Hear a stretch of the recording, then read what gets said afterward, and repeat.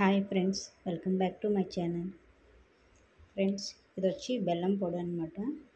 నేను మామూలుగా అయితే బెల్లం తీసుకొచ్చి దాన్ని పౌడర్ కింద చేసుకొని దాన్ని మా పిల్లలకి పాలలో యూస్ చేస్తూ ఉంటాను. ఇది మొన్న డీమార్ట్కి వెళ్ళినప్పుడు బెల్లం పౌడర్ రకరకాలుగా ఉన్నాయి. అందులో ఒకసారి ట్రై చేద్దామని చెప్పి ప్యాకెట్ తెచ్చాను. కానీ ఇది బెల్లం చాలా డార్క్ కలర్లో ఉంది. ఇదిగోండి జాగరీ పౌడర్. ఇక మార్నింగ్ అయితే నేను దోశలు అనేది వేస్తున్నాను. దోశల బ్యాటర్ ఇది నిన్న నైటే నేను రుబ్బి పెట్టాను. మార్నింగ్కి అయితే కొంచెం పులుస్తుంది కదా పిండి అనేది అని నీళ్ళు కొంచెం సాల్ట్ కలిపి ఇప్పుడు నేను దోశలు అనేది వేస్తున్నాను. ప్యాన్ పెట్టి కొంచెం ఆయిల్ రాసి దాని మీద దోశలు వేసి మా వారికని కొంచెం ఆనియన్స్ పైన కొంచెం గ్రీన్ చిల్లీ చల్లాను. మా పిల్లలకైతే కనుక మా చిన్నమ్మ అయితే అట్లు తింటుంది. వాడికి దోశ వేసేటప్పుడు ప్లెయిన్గానే వేసిస్తాను, ఒక్కోసారి ఎగ్ దోశ వేస్తాను. ఈ విధంగా అందరికీ దోశలు వేసి ఇచ్చేస్తాను మార్నింగ్ టిఫిన్ అనేది.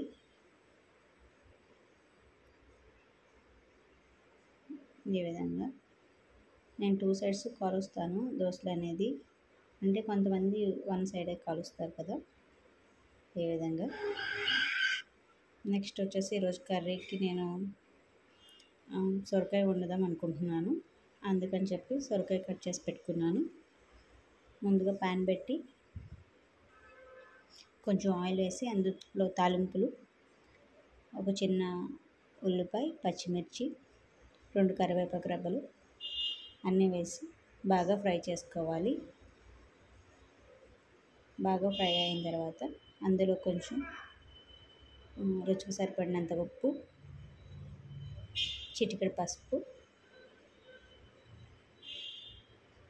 వేసి బాగా ఫ్రై చేసుకోవాలి. ఆనియన్స్ బాగా ఫ్రై అయిన తర్వాత ఇందులో ముందుగా మనం కట్ చేసి పెట్టుకున్న సొరకాయ ముక్కలు అనేది వేసుకోవాలి. సొరకాయలో వాటర్ కంటెంట్ అనేది చాలా ఎక్కువగా ఉంటుంది కాబట్టి తొందరగానే మగ్గిపోతుంది. చాలామంది సొరకాయ కూరలో పాలు వేసి కూడా వండుతారు. మా మమ్మీ సొరకాయ కూరలో కానీ బీరకాయలో కానీ పాలు వేసి వండుతారు. కానీ మా వారు పాలు అంతగా తినరు పాలు వేసి వండితే. అందుకని నేను ఎప్పుడు వండను, చాలా తక్కువ వండిన. ఈ విధంగా సొరకాయ ముక్కలన్నీ వేసి బాగా ఫ్రై చేసుకోవాలి. సొరకాయలు కొంచెం వాటర్ ఉంటుంది కదా, అది కొంచెం మగ్గుతుందన్నమాట. సొరకాయ అనేది కొంచెం మగ్గిన తర్వాత దీనిలో 1/2 టేబుల్ స్పూన్ కారం వేసి బాగా కలుపుకోవాలి. ఈ విధంగా కలుపుకున్న తర్వాత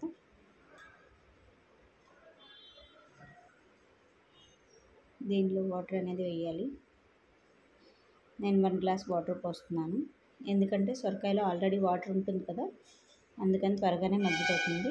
ఇదిగోండి కర్రీ ఈ విధంగా రెడీ అయిపోయింది. నెక్స్ట్ సొరకాయ కర్రీలోకి నేను ఆమ్లెట్ అనేది వేస్తున్నాను. అంటే మా పిల్లలు మంచినీళ్ళు అడుగుతారు. మా చిన్నమ్మ కోసం ఆమ్లెట్ వేస్తున్నాను సొరకాయ కూరలోకి. మా వారికైనా ఆమ్లెట్ వేసి ఇచ్చేస్తే తినేస్తారు. ఆమ్లెట్ కానీ వడియాలు కానీ ఇలా ఏదైనా వేపి ఇచ్చేస్తే తినేస్తారు. నెక్స్ట్ కొంచెం పెసరపప్పు అనేది వండుతున్నాను. ఆల్రెడీ సొరకాయ వండాను కదా, పెసరపప్పు అనేది వండుతున్నాను. ఈ విధంగా కొంచెం పెసరపప్పు తీసుకొని వాష్ చేసి పెట్టుకున్న తర్వాత కొంచెం కడిగి పెట్టిన తర్వాత పప్పులో కొంచెం ఆయిల్ వేయడం వల్ల పప్పులో వాటర్ అనేది పొంగిపోకుండా ఉంటాయన్నమాట. రుచికి సరిపడినంత ఉప్పు, ఒక చిన్న ఆనియన్, 2 రెబ్బల కరివేపాకు, చిన్న పచ్చిమిర్చి వేసి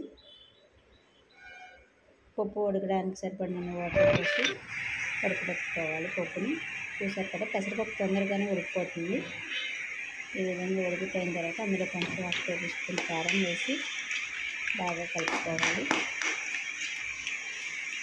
పప్పు త్వరగానే ఉడికిపోతుంది పెసరపప్పు కాబట్టి, అందుకే నేను కుక్కర్లో ఏం పెట్టలేదు. ఈ విధంగా పప్పు మొత్తం ఉడికిపోయిన తర్వాత దీనిలో కొంచెం తాలింపు అనేది వేస్తే పప్పు రెడీ అయిపోతుంది.